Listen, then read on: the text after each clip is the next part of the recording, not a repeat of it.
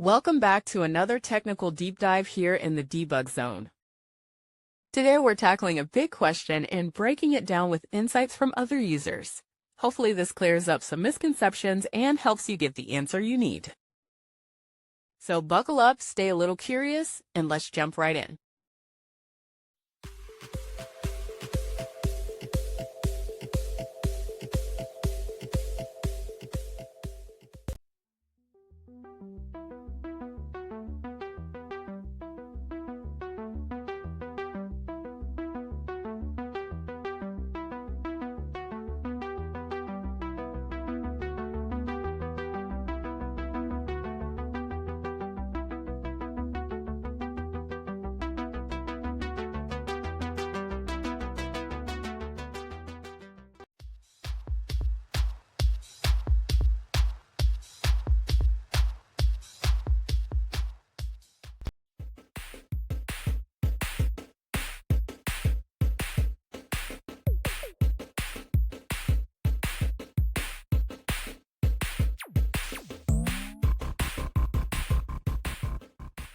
And that's a wrap.